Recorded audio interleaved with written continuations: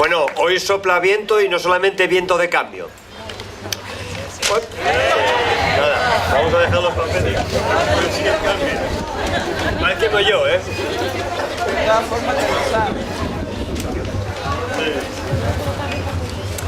Siempre, cuando era pequeño, me gustaba mucho una serie de Hitchcock que pasaban todas las semanas, en las cuales contaba un relato que apenas duraba 15 minutos, con aquella facilidad que tenía Hitchcock para condensar historias que siempre portaban alguna moraleja, alguna historia, ¿no?, que merecía la pena ser retenida. Y yo siempre recuerdo una de aquellas historias. Contaba cómo un empresario iba a disfrutar de sus vacaciones, y el último día, justo antes de coger el coche e irse, decide anunciarle a uno de sus empleados, un pobre comerciante disfrazado para ir a trabajar con traje, corbata y gafas de pasta, contarle que tenía que ser despedido.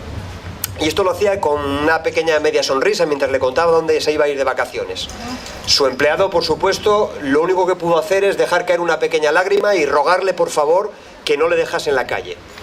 Aquel hombre le dijo: las lágrimas no sirven de nada, la decisión ya está tomada. La historia de Hitchcock narraba cómo este hombre cogía su descapotable y se dirigía a su lagar de vacaciones, y en medio del camino un camión vuelca, sufre un accidente.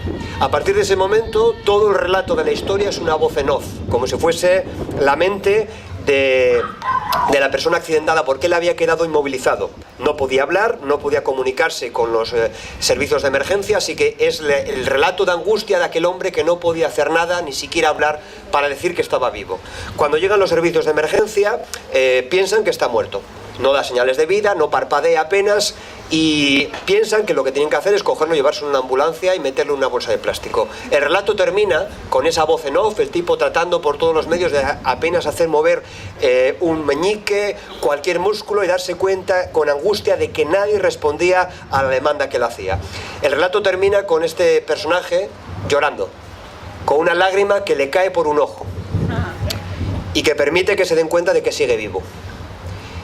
Esa historia en la que nos cuentan que las lágrimas que tantas veces hemos vertido, claro que servían como llanto de la situación que estábamos viviendo en unas ocasiones porque vivíamos una situación de emergencia, porque la pobreza nos había sobrevenido, porque convivíamos con ella desde hacía mucho tiempo, pero lágrimas también de ver cómo la gente querida se tenía que ir a buscarse la vida fuera de aquí, con los cuales solo podíamos hablar a través de internet o viéndoles nada más que en Navidad, incluso ni siquiera eso, porque no teníamos ya ni siquiera dinero para ayudar a nuestros hijos o a nuestros nietos a volver de donde tenían que haberse ido para buscarse un empleo digno.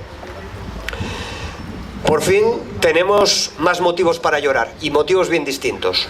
Durante mucho tiempo parecía que solo quedaba mirar la televisión y si acaso emocionarse viendo el La La La en blanco y negro, como si el pasado hubiese sido algo mucho mejor.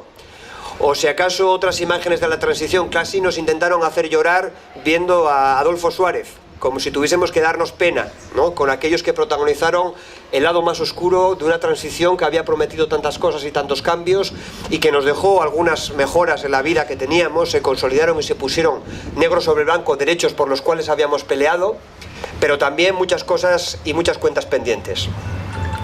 Hoy ya lloramos porque se avecina un cambio, porque por fin la fotografía que vamos a dejar en el año 2015 después de estas elecciones, de las autonómicas y de las generales, puede ser una fotografía que pasa a la historia. Una fotografía en la que vamos a poder llorar de ilusión, esperando a poner en marcha medidas que resuelvan la situación de emergencia social que estamos viviendo, pero también con la mirada en el largo plazo. Lucía explicaba claramente que era necesario poner en pie medidas para impedir que esta estafa no volviese a repetirse, que había responsables individuales, pero también un funcionamiento generalizado que hacía que alguien de forma absolutamente impune fuese con una bolsa de deporte a un banco y tratase de banquear 1,6 millones de euros, mientras que el resto de la gente nos toca sufrir pensando que si no guardamos un ticket o una factura va a llegar a Hacienda a investigarnos. Pero también poner sobre la mesa medidas de rescate que hagan que nuestros mayores no tengan que escoger ya entre pagar medicamentos o pagar alimentos. Que la gente que sea desahuciada pueda mirar a los ojos a los representantes de las instituciones bancarias, que habitualmente estaban acostumbradas a codearse con instituciones que tenían que respaldarlas, que las iban a rescatar porque eran quienes pagaban las campañas electorales. Ahora van a ver que hay una administración enfrente que les dice se va a acabar. Se va a acabar de jugar con el dinero. Tenéis una deuda con la sociedad que os ha rescatado y que os ha permitido hasta ahora especular con la deuda pública, con el dinero que es de todos y de todas. Privatizaron las cajas de ahorros y vimos aquí en Asturias y especialmente en Gijón el drama de tantísima gente mayor que acudía a una caja de ahorros y no podía retirar su dinero. Esa caja de ahorros que era el referente tan importante como el ambulatorio o como el cuartelillo de la Guardia Civil para mucha gente en el mundo rural, y que se veían absolutamente defraudados y robados. Esto no va a volver a pasar con una administración que tenga bien claro que lo primero son las prioridades sociales y las necesidades de la gente. Vamos a renegociar y discutir con esas eléctricas, que son las que más beneficios tienen y que hacen pagar el precio de la luz más alto. Vamos a hablar con aquellos que nos recortan en alimentos, que nos dicen que los comedores escolares no pueden estar abiertos durante el curso escolar para la gente que más necesidades tiene, ni siquiera después, durante el verano. Pero las medidas no solamente van a ser medidas para resolver esa situación en el corto plazo.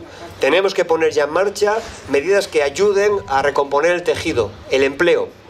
Y para eso hace falta, para que exista el acelerador de la economía y del empleo, tenemos que dejar de pisar el freno de la corrupción.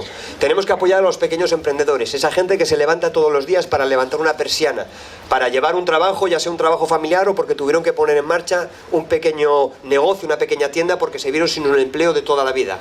Tenemos que respaldarle y sentir que la administración empuja de su lado, pero también la gente que sigue teniendo puestos de trabajo, que se encuentra a veces con empresas en crisis, en las cuales el empresario que tanto les había pedido remar, que tanto les había pedido sufrir, que dejase incluso meses de paro para soportar un ERE y conseguir la reactivación de la empresa, acababan yéndose con el dinero, unas veces a Suiza, pero otras veces mucho más cerca, a Andorra.